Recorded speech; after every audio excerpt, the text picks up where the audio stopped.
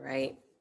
Well, welcome, welcome. Happy Sunday and happy anniversary to me. It's my 6th wedding anniversary today. 6 years, 11 years together. Thank you, thank you, thank you. We're one of those couples that we've been together longer than we've been married.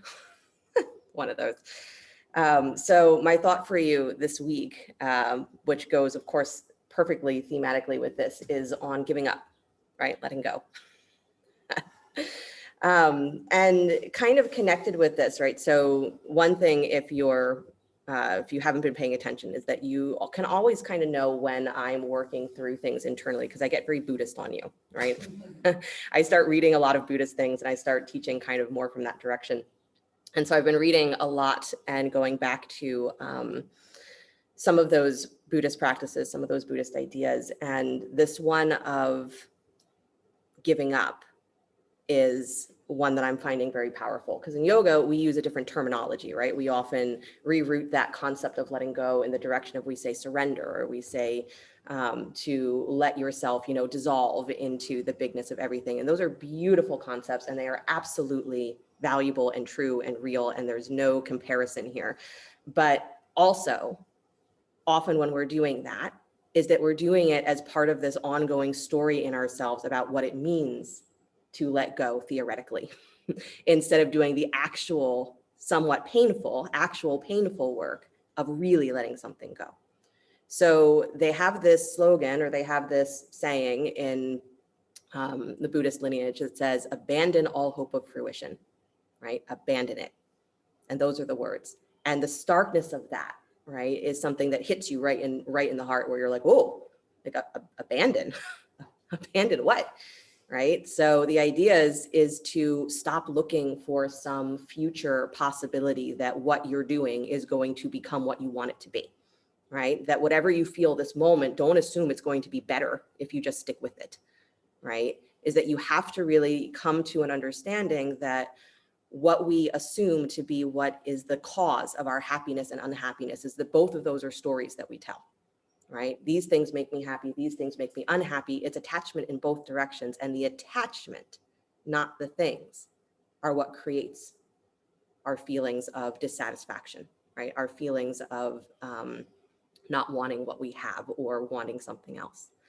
So the practice of giving up doesn't mean that you just say nothing matters. It means that you stop yourself from continuing to tell a story about what it means to let go in a way that you think you're going to like, and instead actually see yourself in the attachment, as painful as that is.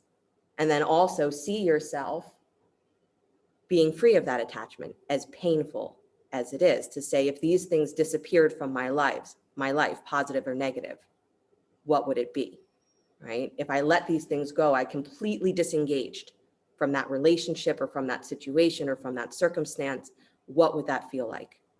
That's what we practice to do, right? Is to actually cut off that flow of energy between us and that thing, right? That's what we call unattaching, detaching. So there's a real power in that, as painful as it is, because once we have broken that bond, then we can actually feel things for what they really are. We become able to really enjoy them for what they are.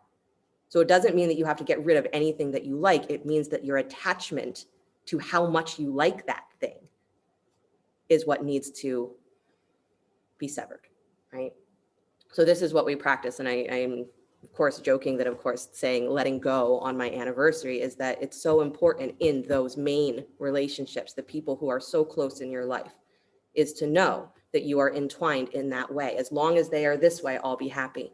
As long as they are that way, right, I'll continue to be like this, and that this is the only way we can be together. But then if something changes, what do? Right? So to really be with each other in a very, very deep, heart-centered way, the Buddhists say, is you have to abandon this idea that if you just keep going the way that you're going, things will become what you want them to be. Abandon it. Don't keep saying, I'll surrender one day. Drop it now, right? So comfortable seat, let your eyes close. The second part of this concept, right, is you're dropping into yourself and just giving yourself the opportunity to feel where your attachments are. the people that you love the most, the people that you hate the most. Again, attachment in both directions. The things that you are desperately afraid of losing.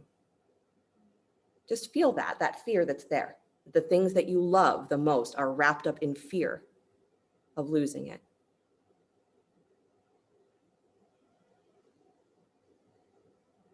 And the opportunity to just feel the weight of that. And then as though you are untying a balloon, you're the balloon. Let the weight drop as best you can. So your breath gets deeper. Again, if we don't know how to do that, we let the breath get deeper.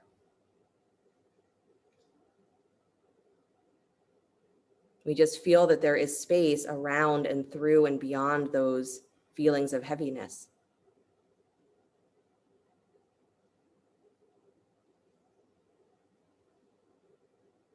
And don't think that this is something that's going to resolve itself right now in 2 minutes before class. It won't. This is just to start to feel the weight of your attachments and to start to differentiate the weight of your attachments from that feeling of freedom that we're seeking, feeling of space that we're seeking.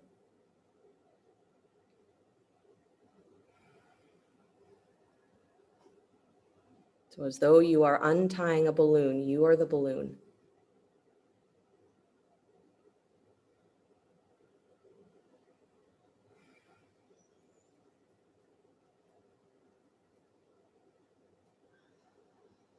It's just an exercise that as you practice that you can leave behind the assumptions that you have to drag all of that weight with you. That somehow by carrying it, that's the responsibility of love. It is not.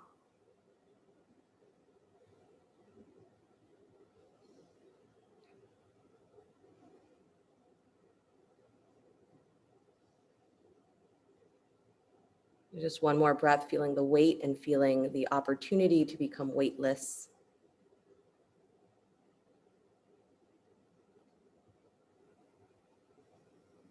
And then bring the hands together in front of the heart center, please, palm to palm. We'll open with the sound of Om. Take a deep breath in.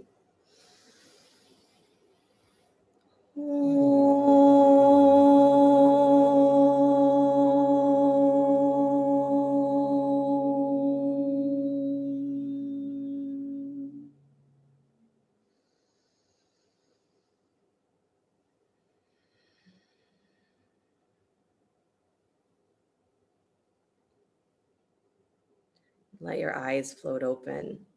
Nice, you guys. You can release your hands, please. Come forward to hands and knees. Let's move. Is it super hot in here? No? Okay. All right. Hands and knees. Good. Start to circle your hips, please. So move the whole pelvis. Nice big circles or little circles if that's what suits you, but move your pelvis. Good. I also enjoy the other half of this sort of practice of, abandoning some future that may or may not ever come, or abandoning the hopes, again, that we hang on to in our attachments, is that it's also said that you have to be willing to do this over and over and over again. So there's no pressure to get it right. And there's no idea that you're going to do it once and fix your life and never have to do it again. It's the reality that this is something that you look at ongoing. This is an awareness of yourself and the way you are in the world ongoing. Move yourself the other direction, please. Good.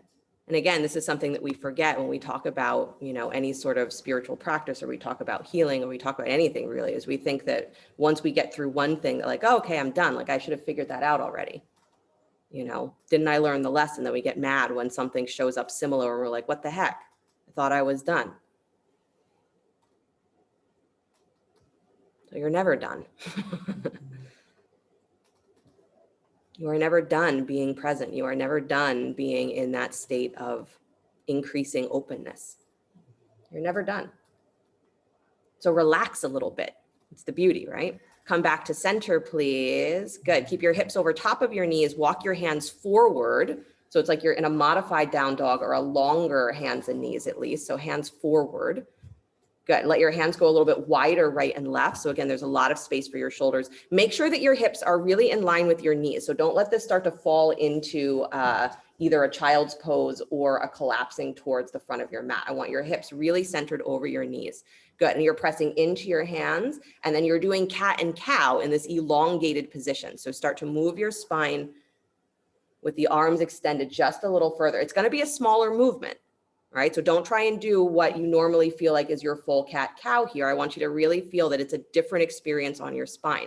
So keep your shins really anchored to the floor, keep a little bit of toning to your lower belly, and really try and find that movement through the shoulder blades. So it might be very subtle that the inhale is lifting the collarbones up, not just lifting your head, but collarbones up. And the exhale is a little bit more rounding through the armpit. So it's going to be more challenging. Good.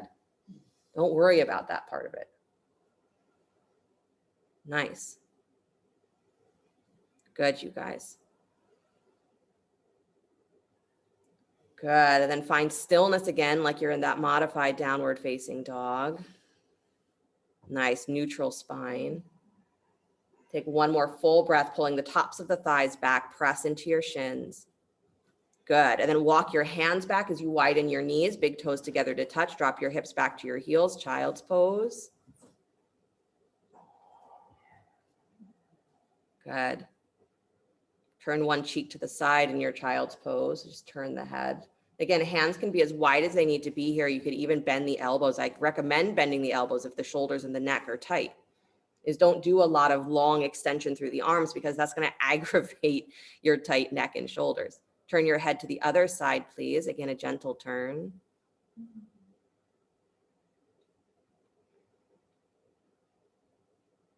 Good. So there's a commitment that comes into every kind of practice, but even a practice of saying, give up and let go. Is there's commitment to continuing to look at how often we reattach to people, we reattach to things. And again, in all directions, not just the things that you like, but the things that you so intensely dislike. That's still attachment. We use the word aversion because we want to push it away, but we're still in that pushing away, staying connected to it, right? The things that you think about the most, either positively or negatively, attachment. Walk yourself back up onto hands and knees, please. Good. Spread your fingers nice and wide, tuck your toes, lift your hips, come into downward facing dog. You got it. Good. Bend your elbows wide just a little bit in your dog. You can have your knees bent as well if you need, but bend your elbows wide. So as you bend the elbows, you feel this dropping of the arm bones into the chest. Good. Let the head hang for a moment. So you really drop the weight. Nice. And now squeeze your upper arms towards each other. So it's like you're rotating your elbows backwards. Good. Or towards the back of your mat. And then push through your hands and feel your armpits lift just a little bit more. Good. Now lift the back of your throat, the back of your head. So your ears are just in line with your arms. Good. No further than that. So don't look forward. Just lift the back of your neck. Good. One more breath, you guys. Pull the tops of the thighs back. I don't care if your knees are bent or straight. Good. And then go ahead and step your right foot forward between the hands. Lunge. Nice job. Take your left foot a little wider to the left. Drop the heel to 45 degrees. Inhale the arms up for warrior one. So hips are facing straight ahead. Back foot is turned just a little bit sideways. Good. Not all the way, but halfway. Good. Front knee is over the front ankle, pointing towards second or third toe.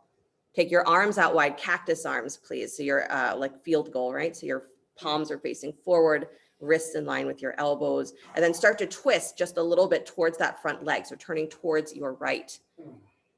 Good. So as you do that, right, you've got to keep that front knee bent. Keep your elbows nice and wide. So don't let that left elbow fall forward. Keep it pushing wide, chest open. And then as you dig those elbows down, feel your chest lift a little higher. Feel your back thigh lift a little more. Good. One more breath, you guys. Just feeling that openness through the chest. Maybe the restriction through the side ribs. Come back to center, please. Good. Stretch the arms all the way up to the sky. Interlock your thumbs, so just your thumbs hooked together. Good. Bend the elbows out nice and wide again. Lift through the top of your head.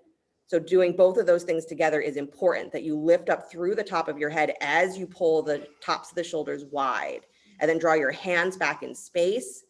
Good. Stretch the arms any amount towards straight without lifting your shoulders. So stretch through the arms, but keep that drawing down of the shoulder blades and the lifting of the crown of your head. Good. Heart to the sky. One more breath. Nice. And then release the hands, release the hands. Do it twice because that's what came out of my mouth. Lift your back heel, please. Hands down to the floor. Sorry. Release the hands down to the floor. Lift your back heel. Walk your hands inside the front foot, please. Good. And then walk to the upper left-hand corner of your mat. Nice. You can drop to your forearms here if you'd like, or stay up on fingertips. If you need to drop the back knee, you can absolutely do that. But nice to keep it lifted if you can. Make sure that your front heel is flat. If the answer to that is no, it isn't, adjust yourself so that your front heel can stay flat. Knee does not go past the ankle. Good for this one. Right? Everything that we need to do in life, we practice on our mat. So that idea of I can just adjust myself. If what I did originally doesn't allow me to stay really centered or stable or in a space that's free, is I can adjust. And we forget that all the time, right? Our most important relationships, we forget we're allowed to change. We're allowed to change them, not change the person, but to adjust the way we interact, right? If you're trying to change the other person, good freaking luck. One more breath, lift your chest a little higher. Good. And then exhale, release, please, walking the hands back up and in. Good. Step back to downward facing dog. Deep breath. Good. Then drop down to your knees, please. Child's pose, knees nice and wide. Drop your hips back to your heels. Again, maybe having the arms stretched out in front of you, maybe letting the elbows bend wide. So it's almost like they're in cactus arms, or maybe even making a little pillow with your hands and resting your forehead there. Good. The idea that you can simply give up, and that giving up is not a negative thing, but it is that sort of stark reminder that as soon as you disengage, right, your energy into feeding a certain situation or type of thought pattern or reaction pattern, so as soon as you disengage, there's actually the freedom for things to evolve or change or move. As long as you are feeding it, it will be there forever. It doesn't matter how much you tell the story. I'm surrendering that. Of course you are. One day, when it feels the way you want it to feel, you'll surrender it. So acknowledging that moment of realizing our attachment is heavy and it hurts, right? That the beginning of really healing something is that we have to acknowledge how much it hurts. That's a tough one. But it's what gets us past that feeling of I'm always telling a story about how I'm going to address or change or surrender, and I never quite get there. Come back up to hands and knees, please. Good. Stretch your right arm out wide to the right. Yep. Good. And then slide that right arm behind the left wrist, right shoulder comes to the floor, thread the needle, turn your gaze to the left. And again, paying attention that as you turn your gaze, you're not just dropping your head to the floor, but you're trying to keep as neutral a neck as you can. So give a little bit more push into that right arm that's on the floor. Good. That little bit of a push keeps space between the top of that shoulder and your ear. And keep your shins anchored to the floor. Nice.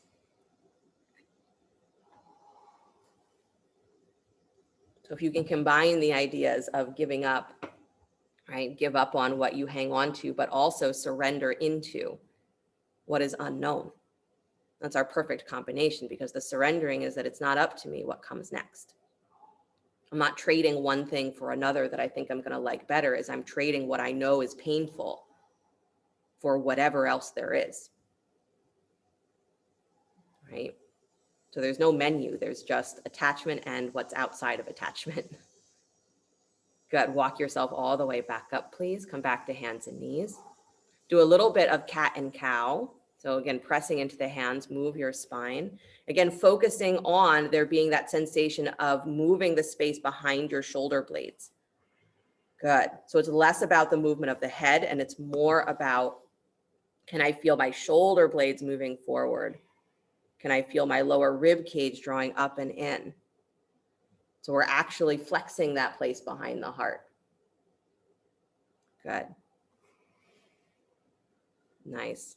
Both Allison. Somehow you guys always have your boxes right next to each other. Good. And then come back to stillness, please. Neutral spine. Take your left arm out wide to the left and slide that arm behind your right wrist. Left shoulder finds the floor. Turn your gaze to the right. Right arm walks forward. And again, press into that left upper arm just a little bit more so that you actually have some muscular energy supporting you there. And as you push down, you can maybe move that shoulder away from your ear just a little bit more. Good. The right arm is out in front of you. So any amount that you move that towards the center of your mat, you're going to get a little bit of deeper twist, a little bit more openness through that side body. But keep your shins anchored. Good. Ralph, just move your hips back just a tiny bit more. There you go. Excellent, you guys. And are you breathing into your back body or are you just pretending that you're paying attention to your breath here? Breathe into your back body. Good. Again, like you're massaging that place behind the heart or around the shoulder blades. Excellent. Slowly release. Come all the way back up to hands and knees. Again, planting the hands. Do a little bit of cat and cow, moving the spine.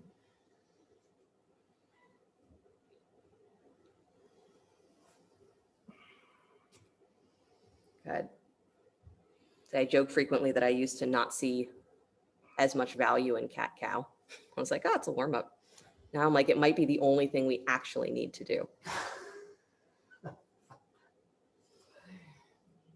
But we have to do it with awareness, right? Because if you just throw your spine forward and back and throw your head around, it's not going to do a whole lot of anything.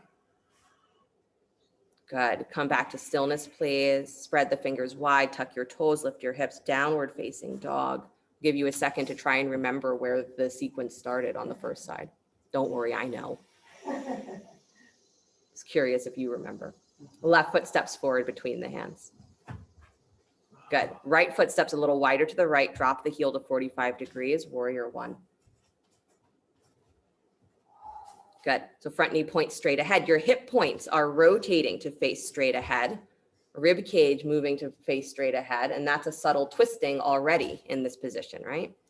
Good. Turn your palms to face forward. Bend your elbows wide. Cactus arms.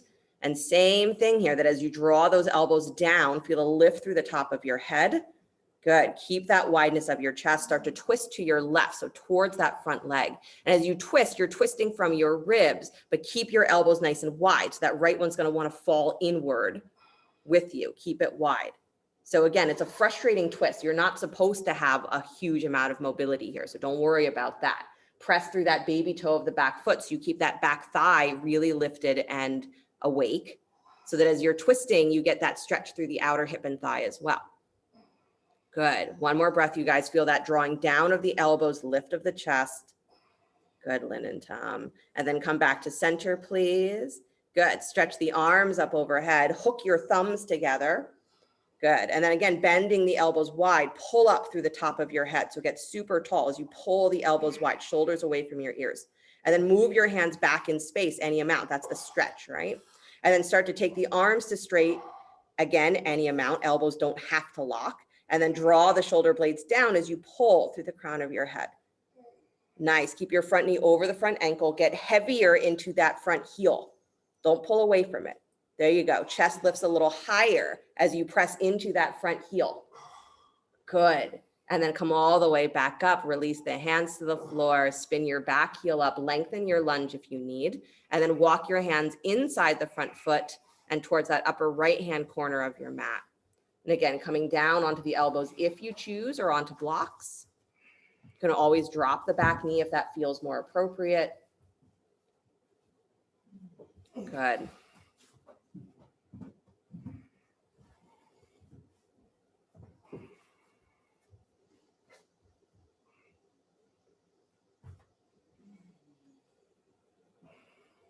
Nice, you guys. Make sure your front heel is able to stay flat. Watch here that whatever position you've chosen for your arms, that you're not hunching into your shoulders. One, either because the position demands it, and two, because in this position you might feel like, okay, she's going to make us hold here for what feels like 1,000 years. So let's get really tense so that we can get through that. Don't get really tense. I know. So I want you to be engaged where it's important to be engaged. So you feel those arms sliding up into the shoulders. You feel the shoulders sliding onto the back. You feel your abdominals work, because really that's what's holding you here. And then you relax through the upper chest. You make sure you're still breathing wide into that space behind the heart. Good. One more breath. And then walk your hands all the way back in. Nice. Good. Step yourself back, downward facing dog. Good. And then slide forward to plank pose, upward push up. Good. Lower down slow, coming through knees, chest, and chin if you'd like, or all the way down to your belly. Good. Plant the hands alongside your ribs, but move your hands wider, so a wide-armed cobra. So hands can come maybe even off of your mat. So still middle ribs, but walk them wide. Good. Come up on your fingertips here, and then start to lift up head, neck, and chest with this same mentality, right, of trying to keep those elbows lifted and wide, trying to keep your collarbones lifted up beyond your fingertips. Good. Dropping the chin slightly so that you keep a long line on your neck. Good.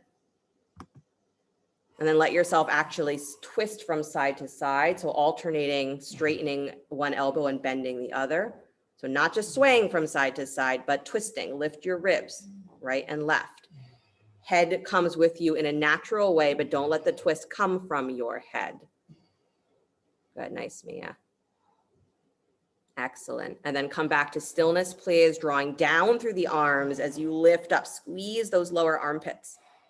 And then release all the way down to your belly, please. Good. Pause for a moment. Turn one cheek to the side. Let the arms rest. Again, either in cactus arms facing the floor, or again, stretched back behind you, whatever feels like it is the most release on your shoulders. Good.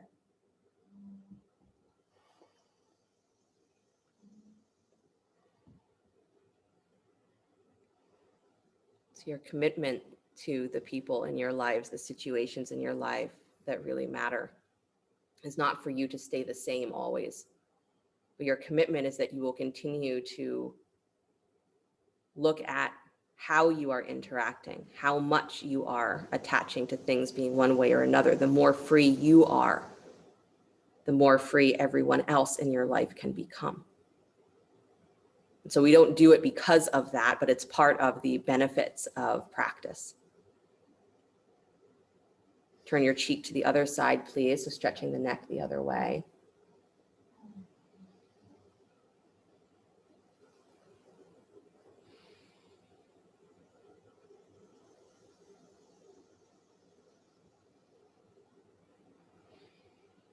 So we practice giving up. We practice feeling the weight of our attachments, how much we want things to always feel the way that we like them to feel.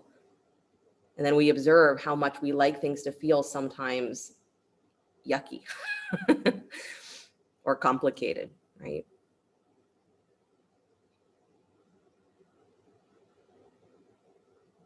I remember early in my dating with my husband, is we actually dated years ago when we were like 21 or something like that. And then he moved to Florida and whatever, didn't see him for years and years. Came back, ended up dating again. And in those early conversations, I remember saying to him, I don't want to call you my boyfriend because I have all these ideas about what that means. It means I'm going to treat you in this way that I treat everyone, and it never turns out well, and I don't want to do it. So I'm not going to call you that. He was confused. Bring your forehead back to the floor. Walk your hands back, come back up to hands and knees. Good. And then walk your hands all the way back. Bring a block between your feet, please. Block or a blanket so you can sit back in Virasana. Scoot forward on your mat maybe a little bit more so you have a little room behind you. So scoot forward.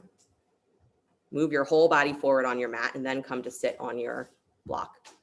So again, I just don't want you up against the wall. So move forward a little bit, Mark, come forward. Good. There you go. And then walk your hands back behind you, please. So your Virasana, you should be sitting on your shins with your knees forward. And if you don't have a block between your feet, because you don't need one, your butt should be pretty much coming to the floor between your heels, not on your heels. So walk your hands back. Good. Lean back on the hands. Keep your shins rooted to the floor and just keep walking your hands back until you feel that, there's a really nice stretch on my shoulders. Again, hands can go as wide as they need, or the closer you bring them together, you're going to feel more stretch on the armpit area, on the shoulders. So it's up to you, right, to find that sensation. Hands can be pointed forward or back, doesn't matter. But walk yourself back till you feel that stretch on your chest, your shoulders. Good. If you're dropping your head back without thinking, right, try and remember to keep enough strength in your neck, in your throat, that you're not letting the weight of your head just pull on your shoulders. Keep it in line with your spine. Nice. Debbie, just try and bring your knees towards each other a little closer. There you go. Good. And then those of you who can comfortably come down onto their forearms here, go ahead. If you know that you are someone who can come all the way down to lay flat on your back in this position without the block underneath you, go for it. If you need the block in any previous variation, right, don't try and lay on your back with the block under you. That's my point. But you can come down to your forearms with the block if necessary. Yep. Nice, you guys. And again, if you're on your forearms, you're pressing down into your forearms. If you're all the way on your back, you're continuing to keep your shins anchored. And just breathe wide into your chest. Good. Nice. Take one more breath wherever you are. Good, Ralph. Just keep those shins to the floor. You're like, no way. Slowly bring yourself all the way back up. Good. Or I say here, if you need help and you're at home, there's nothing I can do but make a phone call for you. So find your way up. Good. And then come up to kneel just for a second. So come up onto your knees just for a moment. Good. Little baby camel pose. So lift your hips up off of your block. Take your hands back behind your head. Elbows wide. Good. So with your hands back behind your head, again, you're dropping your chin level with the floor. Press your head into your hands. Feel your elbows squeeze forward a tiny bit. Good. Maybe they squeeze forward even more so you really feel the upper back. Draw your low rib cage in and then start to lift your chest up towards the sky here. So you're not really leaning back. You're just lifting your chest up. Good. Squeeze those elbows in. Draw your low rib cage in. So now you're already in this like really nice lifted back bend position. Now let yourself lean back just a little bit. Bring your butt backwards. Good. And then lift your chest higher. Nice. So it's not a pushing your hips forward. It's bringing your butt backwards. And then lift your chest higher. Good. One more time. Bring your butt backwards and lift your chest higher. Open. Press the back of the head into your hands. Good. Navel into spine. Come all the way back up. Good. Release the hands. Sit back onto your block if you can in Virasana. If that position is not comfortable for you, you can come into cross-legged seat instead. Little alternate nostril breathing. So bring the right hand up in front of you, please. You can extend thumb, ring, and pinky finger. Middle two fingers can either be here at the third eye or curled into the palm, your choice. You're breathing full breath in. And then thumb to right nostril, exhale out through your left. Inhale through your left. Close off that nostril with the ring finger, exhale right. And then inhale right. Close off, exhale left. Good, and continue. Inhale left. Close off, exhale right.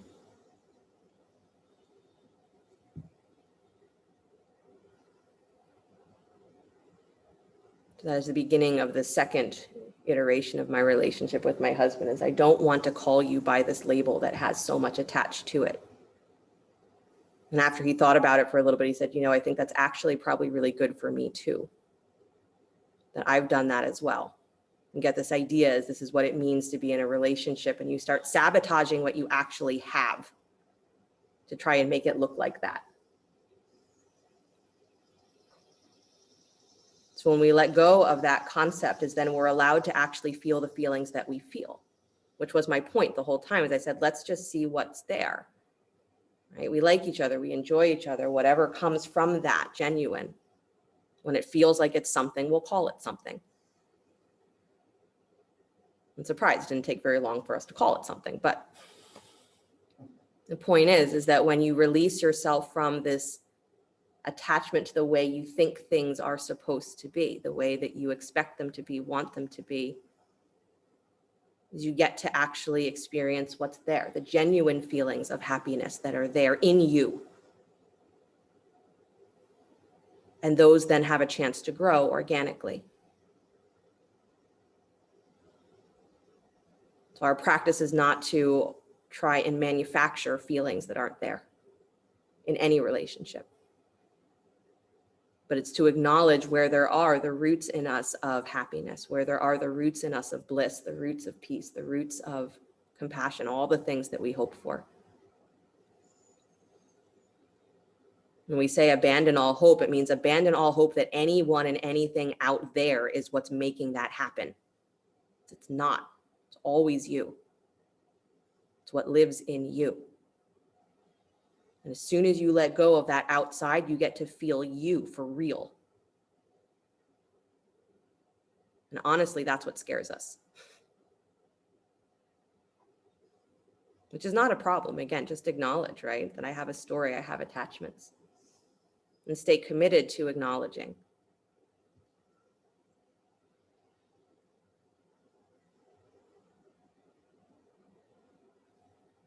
Just another moment, breathing, alternating right and left side. Somewhere in that fluctuating from side to side, there is the place where everything comes together. And that's just you, where everything comes together.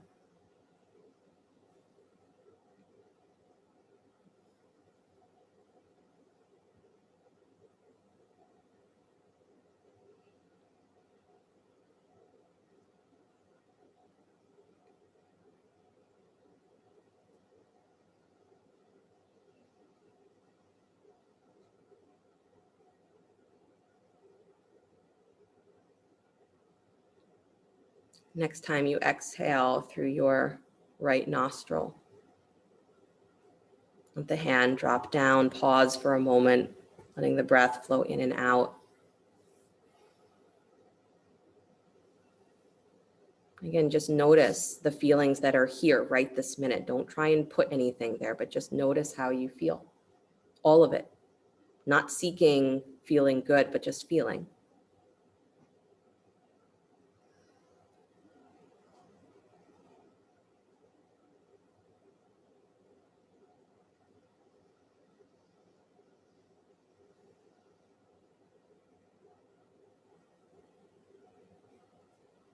And then because there was nothing more in that moment than just noticing, leave whatever you felt or didn't feel behind. Come back to hands and knees. Move your block to the side. Good. Find your way into downward facing dog. So coming from hands and knees, tuck your toes, lift your hips. Good. And then slowly walk your feet forward towards your hands.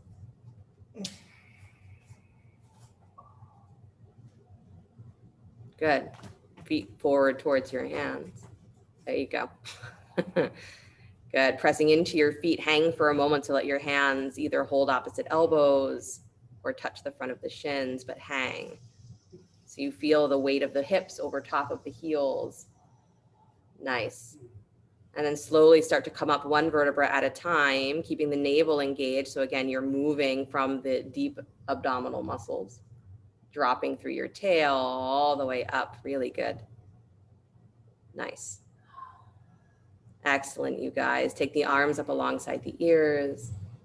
Good. Bend your knees, drop back into chair pose. So hips come back behind your heels. Yeah, you got it. Good, good, good. Beautiful. And then come all the way back up to stand, pressing through the heels, getting long through your side body. Good. Bend your knees, drop back into chair again.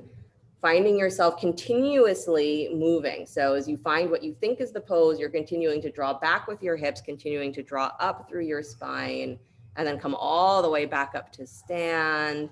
Continuously reaching through your spine, chest up, heels down. One more time, bend your knees, drop back to that chair position. So even when you find the position where you're no longer moving technically, continue energetically to reach, right? Low navel draws in.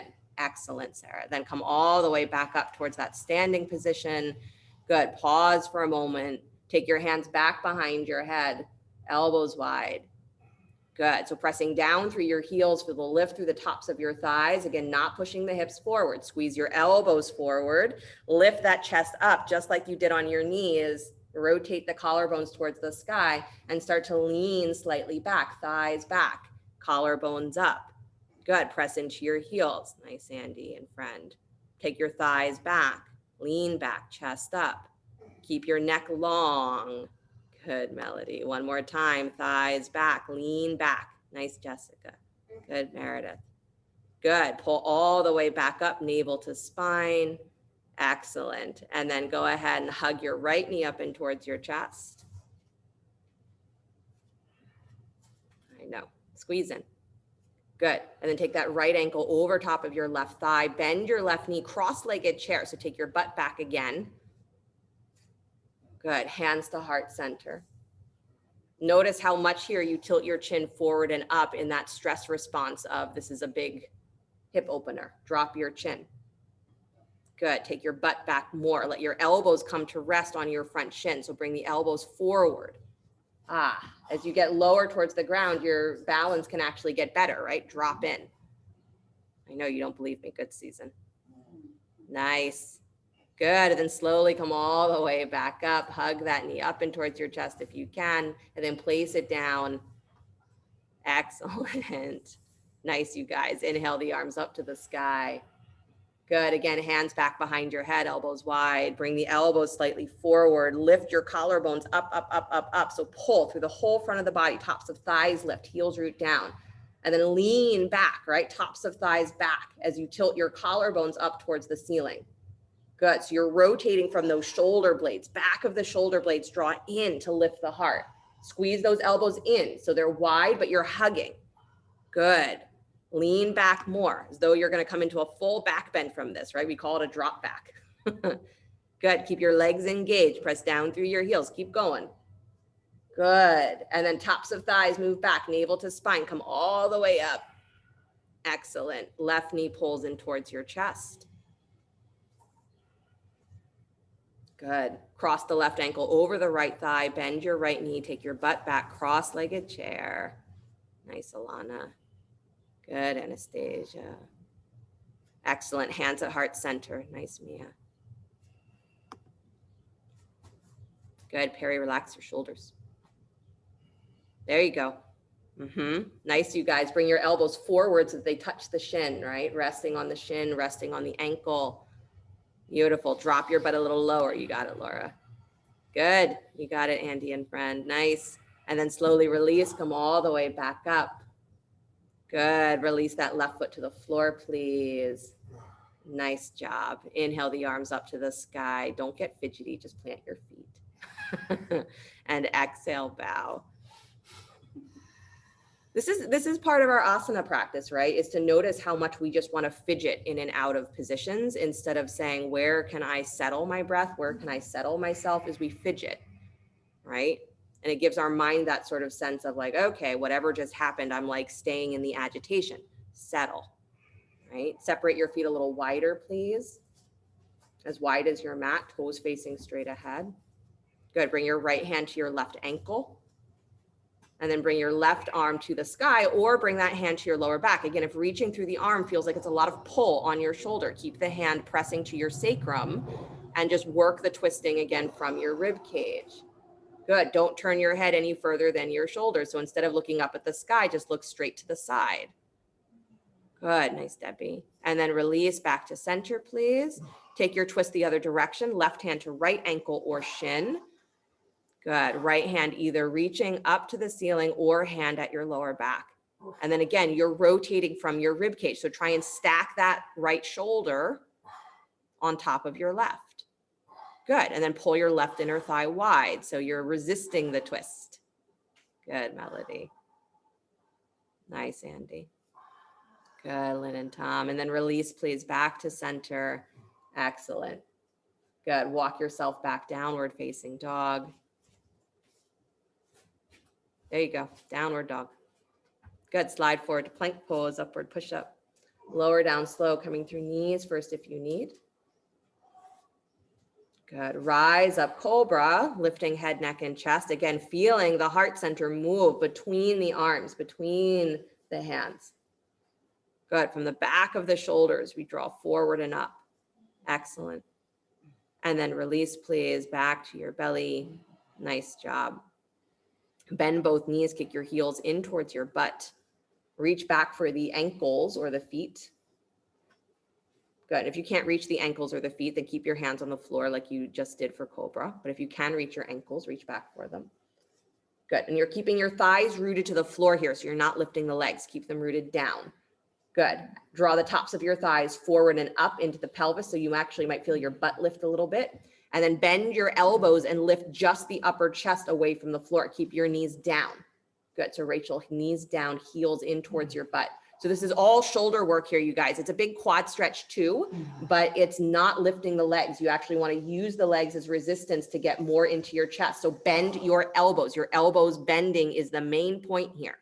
So it's not how high can I get my chest. It's how much can I bend my elbows. So bend your elbows. More. That's it. Just nice. Good. Good, Susan. And then slowly release. I know, one of the most frustrating poses.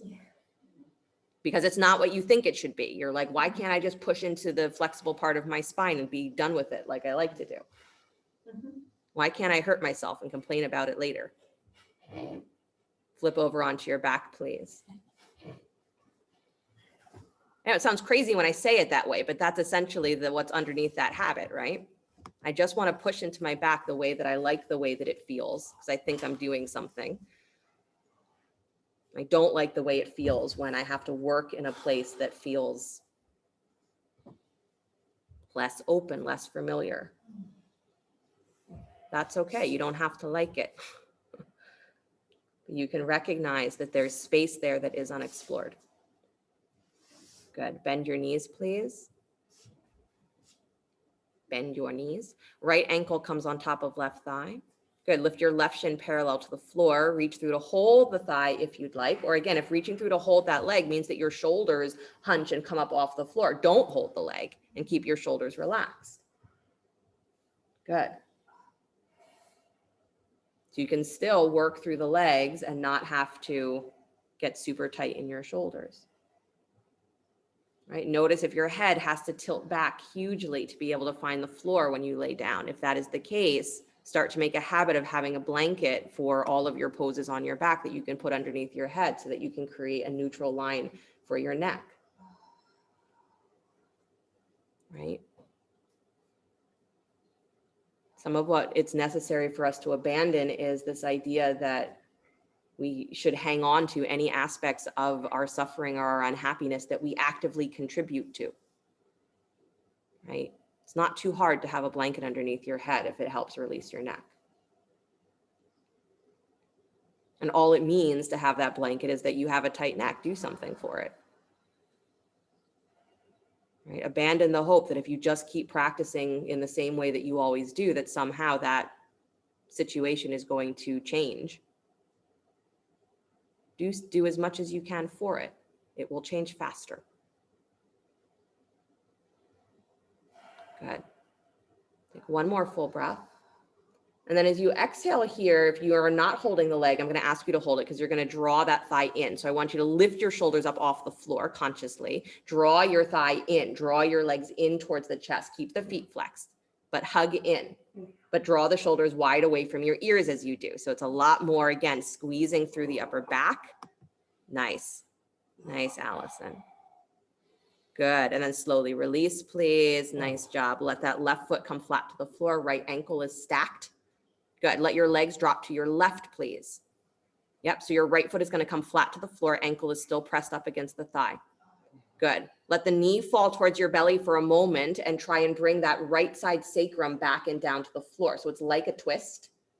And then once you have drawn that right side of your rib cage, right side of your low back towards the floor, now start to lift that right knee so it faces the ceiling again. Start to press it up so there's space between the top of your thigh and your belly. Good. So it's going to seem like you just kept the position of the legs from the first place and just dropped the legs to the side. Good. And again, you might feel this a lot in the hip. You might feel it more in your back. You might feel it a lot in both places. You might be wondering what the heck I'm talking about. You feel nothing at all.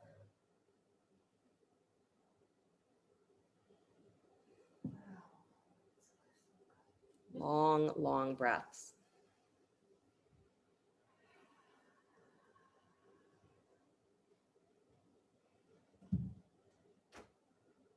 Like I said in the beginning, when you ask for neck things, I'm always in a place of saying, okay, do you really mean your neck, or do you mean your shoulders, or do you mean your back, or do you mean your hips? What do you mean when you say neck? It is very true that our lower spine has the ability to restrict so much what happens in the upper body.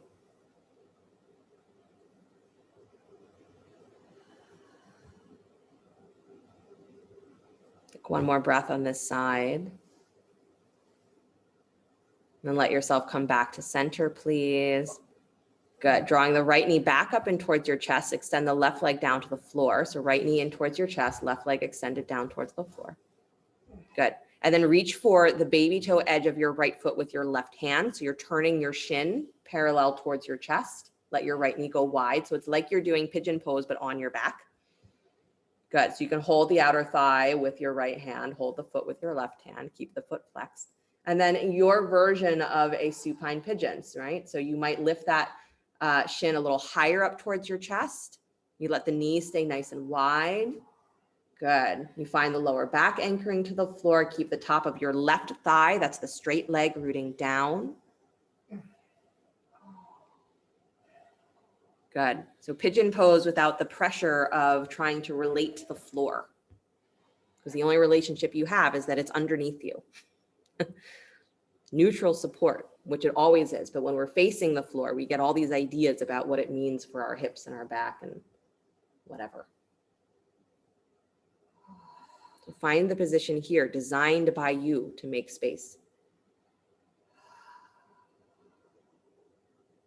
Awesome. Don't be afraid to play with it, right? Move the knee around, move the hip around. Again, this concept that I get into the pose and then it stays, it never changes. It's crazy. The poses should feel dynamic, even if you are sitting still, holding still, as there should be a sense of movement, internal movement. Good. Slowly release, please. Hug that knee in towards your chest. Nice job. And then place the right foot down to the floor. Bend your left knee again. Stack the left ankle over the right thigh.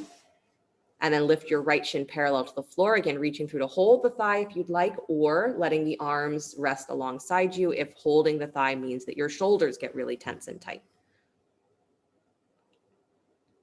Good. And again, just finding the whole length of your lower spine here.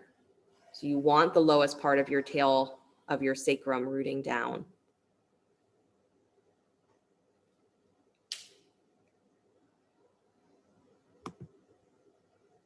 Nice.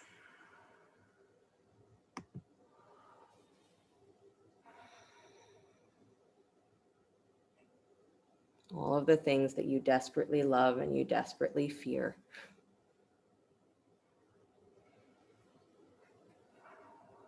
You let yourself have a moment where you imagine that none of it is yours. Because that imagination is the truth, right? None of it is yours. Even the emotions that we feel, right? The Buddhists say that we give them these labels and then we think that they belong to us. It's my anger, it's my sadness, it's my grief, it's my this. It's just energy. If you release the label, you take away the situation that caused the feeling to arise, and you're left with this really incredible energy. So can you feel the energy of yourself without all of that overlay that says it must look like this forever? so that I can be as the same amount of happy and unhappy, the same amount of joyful and afraid that I am this moment. That's what we abandon.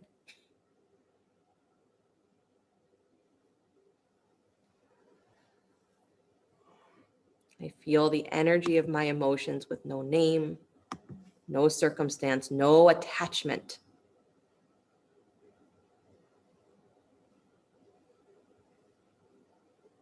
The power of that is incredible. The freedom that's in that. Still looking for it. But the promise is there, right? Good. Last breath here. If you're not holding the thigh, reach for it. So as you exhale, you can lift your shoulders away from the floor. Draw the thigh in. Draw the legs in as close as you can.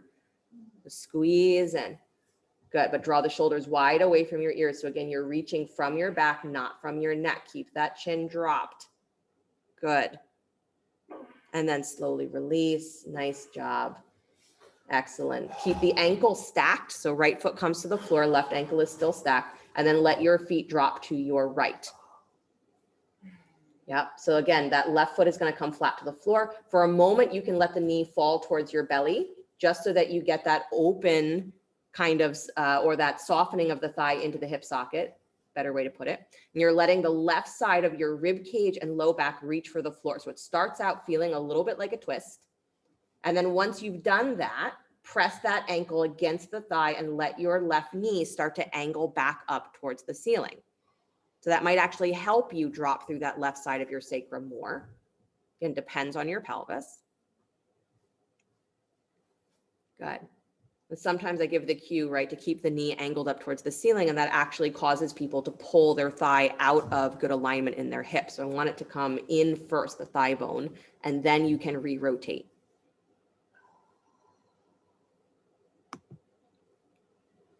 Good.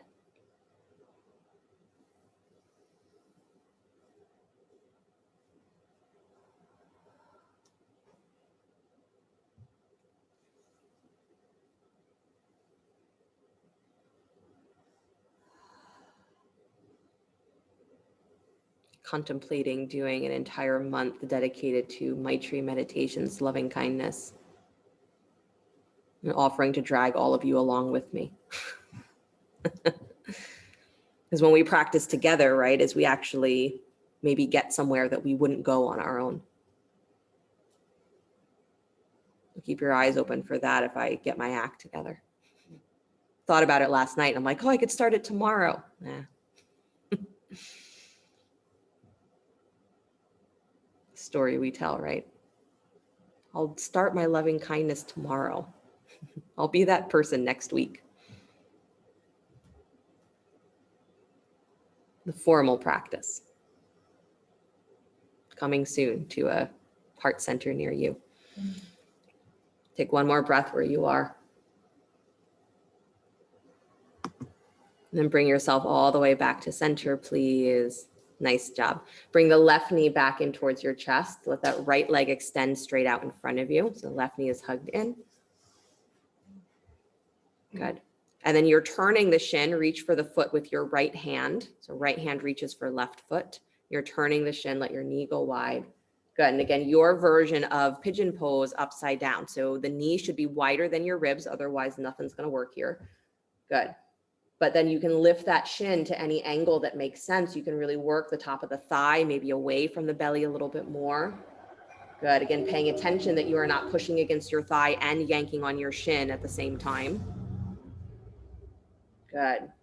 Keeping that right thigh rooted down to the floor, or maybe you bend the right knee so that you actually have more space to work with the left hip. Good. Maybe you're circling that left knee. Just want you to start to understand where space happens in your pelvis and how you can get there.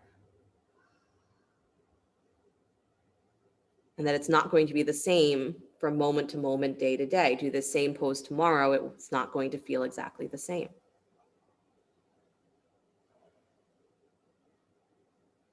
So no attachment to the sensations. Good. And then slowly release, please, bringing that left knee back in towards your chest, squeeze it in. Good. And then bring the right knee in as well. So both knees in. Let your knees go a little bit wider. So like you're drawing your knees up towards your armpits. So it's like you're doing child's pose on your back. So you're just hugging your knees in towards the armpits and then pressing the lowest part of your spine down towards the floor. So really focus on anchoring your back. Good. You can press your shins back against your hands to give a little bit of resistance. That might feel really good. Usually feels really good to me. Nice. And then go ahead and release. Please plant both feet in front of you, arms alongside you. So feet are hips width apart, arms alongside you, either straight or elbows bent, coming into bridge pose. So here, if you have the blanket underneath your head, I'm going to recommend to take it out from underneath you, just so again, you have a really neutral surface to work with. And then pressing down into the upper arms. You can feel the lift from your armpits, rise up into your bridge pose, feeling the breath. Fill the chest, fill the back. And then exhale, release the hips down towards the floor. Again, like you never fully complete the movement, but you're going as far as you can as long as the breath is happening. And then inhale, rise up again into your bridge pose with your breath. Pause at the top, feel the pause of the breath. Then exhale, lower the hips all the way down. Again, feeling the pause at the end of the exhale as you release completely into the floor. And then inhale, rise up again. Feel the pause at the top of the breath. Exhale, release slowly, controlled, finding the release at the bottom of the breath. Relax your hips. Good. And then do that a couple more times. Inhaling, rising up into your bridge pose, as though it is synonymous with your breath. And then exhaling, dropping down, finding the moment where you really release your hips into the floor. Good. At least one more time, because if you're going at my pace, you've only done one more. So breathe all the way up. Good. Pausing and then slowly lowering all the way back down. Release the hips. Nice. Good, you guys. Bring the bottoms of the feet together. Let your knees drop wide. Badakanasana. If you'd like to take the arms overhead, hold opposite elbows, you can do that, or wrists. If there's a different arm position that seems to serve better, put your arms in that position. You can always place blocks underneath the knees if it feels like it's a little too intense on the groins. You can always change the leg position if it feels like it's not working for the lower back.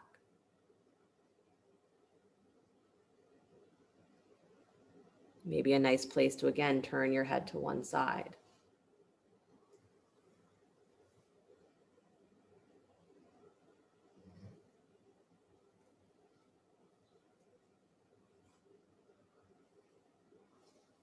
And then bring the head back to center, turn it to the other side.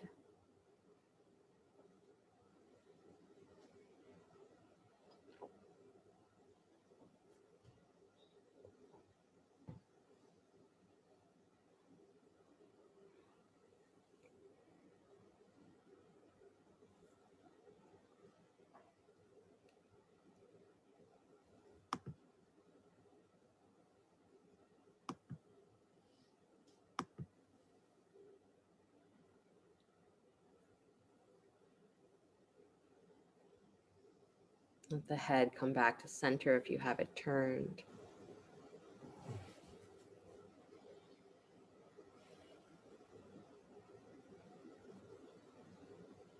Good. And then start to bring the knees back towards each other, planting the feet. Take the arms back alongside the torso. Good. So actually, let's stretch the legs straight out in front of you. Changed my mind. Good.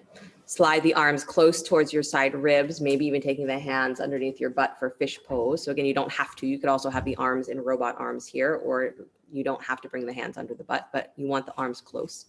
And then legs nice and straight, either point or flex your feet so that your legs are super engaged. Press down into your butt and then press into your forearms if they're underneath you. Start to squeeze those muscles along your spine. Lift from your armpits, just like bridge. Rise up into fish. So you're bringing the chest up and letting the top of the head just touch to the floor. So there should be no weight there because you're holding everything through the spine. Good. You press into your arms, shoulders wide away from your ears.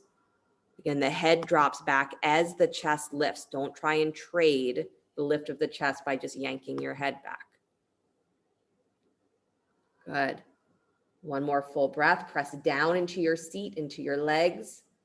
Nice. Nice, Alana. And then slowly release, please. Unwinding your spine. Good. Pause for a moment without trying to go anywhere, without immediately trying to fix or change.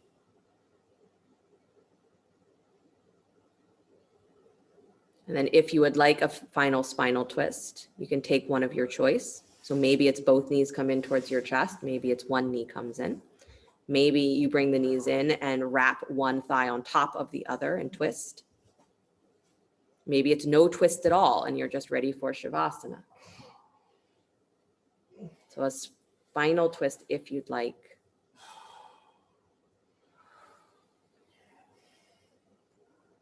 Nice, again, if the neck and shoulders are tight, is that when you come into your twist, we usually say, right, look over, away from where the knees are going. Maybe stay looking in the direction of your knees.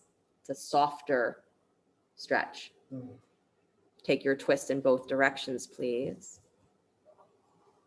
It's such a strange thought to live your life in a softer way.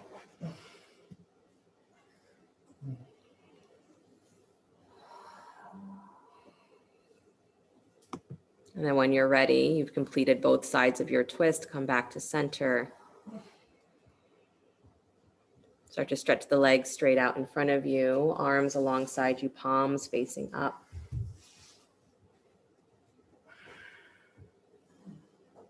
As you settle into your Shavasana, moving a little bit with just an awareness of your breath in 3 parts. So as you inhale, you feel the breath as it flows through the belly, the abdomen, into the middle ribs, into the upper chest. Then exhale, it ebbs all the way away as though it's the ocean waves flowing in, right? So you inhale, feel the breath flow through the belly, middle ribs, upper chest. And exhale, let it ebb all the way away. As the inhale comes back, again, it's like you are letting the ocean wash over you, inhaling belly, ribs, chest. So don't try and stop it at those points. Just feel as the breath moves through those points. And then exhale, a full release. And do that until it feels that you no longer wish to do it.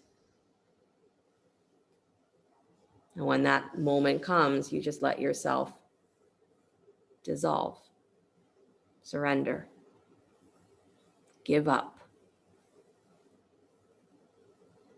With the weight of everything that is in your mind. Ebb and flow with that breath until it is no longer yours.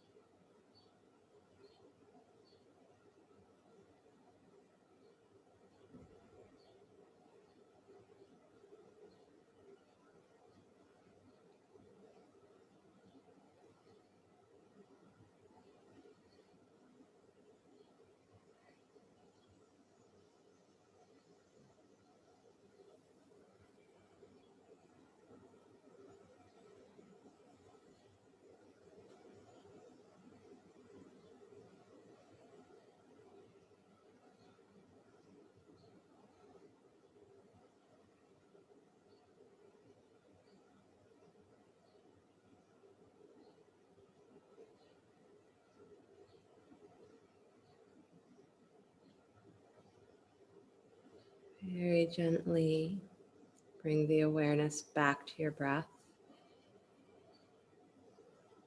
Letting your body begin to stretch and move in all the ways, whatever ways serve it well.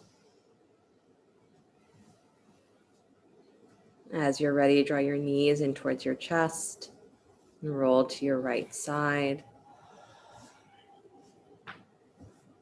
And take a moment before you begin to push the floor away. Come back to an upright seated position.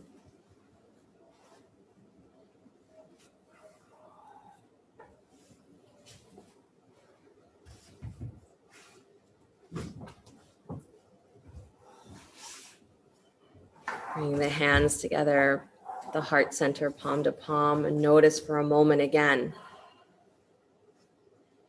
how you feel. The way that you relate to that weightiness of the world, or the way you relate to the weightiness of your own attachments. That we often feel lighter after practicing because our attention is drawn away from those things. And so we continue to practice, right, to bring our attention to acknowledging how much we grip what we like and what we don't like, and how much that gripping is painful. And as soon as we know that we're doing it, then we can start to work with that possibility that we could stop. And that it's just that. There's no beautiful story of it's going to become this when I let go, or it's going to look like that as I surrender it. Once you let go, it's not up to you. And even before you let go, acknowledging that what I'm gripping onto doesn't belong to me. Huge. So we remember when we practice that we have the capacity to do this. And that's the greatest gift, is that we remember that we have the ability. We are not stuck in who we used to be. We're not stuck in the way things were unless we continue to grip. So my suggestion is continue to surrender in the beautiful way that you do, and add into that the acknowledgement that part of surrender is just giving up on your suffering. It's giving up on what doesn't work. It's giving up on creating your own pain and sustaining your own pain. Give up. And as you give up, what flows through you into you will be beyond what you can imagine.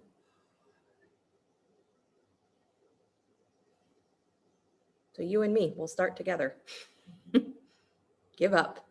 Abandon hope that if you just keep doing what you're doing, it's going to become what you want it to be.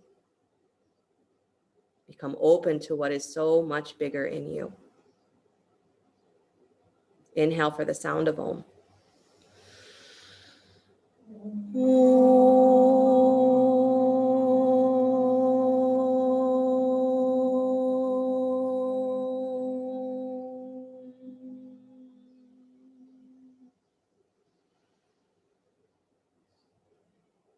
Sliding the thumbs up to the space between the eyebrows. Namaste.